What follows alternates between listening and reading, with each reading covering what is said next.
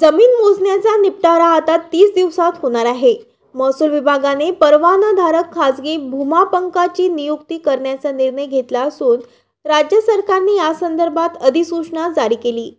निर्णयामुळे राज्यात प्रलंबित असलेली सुमारे 3,12,00,000 मोजणी प्रकरणे वेगाने मार्गी लागतील असा विश्वास महसूल मंत्री चंद्रशेखर बावनकुळे यांनी व्यक्त केला.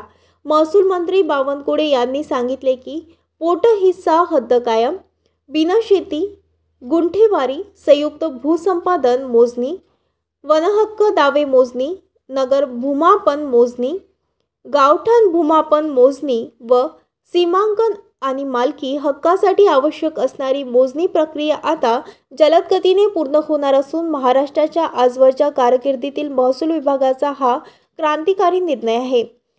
शासकीय भूमापंकाची संख्या अपुरी असल्याने मोजणीच्या एका प्रकरणासाठी तब्बल 90 ते 120 दिवसांचा कालावधी लागत होता, ज्यामुळे नागरिकांना मोठा त्रास सहन करावा लागत होता. त्यामुळे आता 30 दिवसात जमीन मोजण्याचा निपटारा करण्याचा निर्णय घेण्यात आला आहे. या नव्या प्रणालीमुळे सरकारकडून उच्च तांत्रिक पात्रता असलेल्या व्यक्तींना खाजगी भूमापक म्हणून काम करण्याचा परवाना दिला जाईल. परवानाधारक भूमापक अत्याधुनिक तंत्रज्ञानाचा वापर करून जमिनीची मोजणी करतील.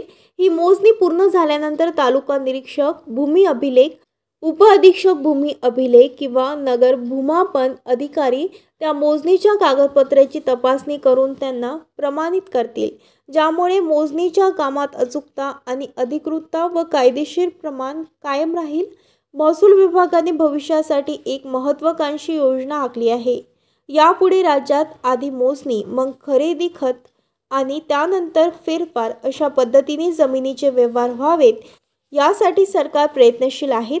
अनेकदा खरेदी खतामध्ये जमिनीचे वर्तन चुकीचे असल्याने किंवा प्रत्यक्ष जागेवर जमीन वेगळीच असल्याने मोठे वाद निर्माण होतात. या नव्या पद्धतीमुळे जमिनीच्या व्यवहारांमध्ये पारदर्शकता येईल आणि वादविवाद टाळले जातील, असेही बावनकुळे यांनी स्पष्ट केले. महाराष्ट्र न्यूज लाईव्ह मुंबईसाठी दिलीप कुमार चव्हाणसह कॅमेरामॅन ज्ञानेश्वर चव्हाण, मुंबई.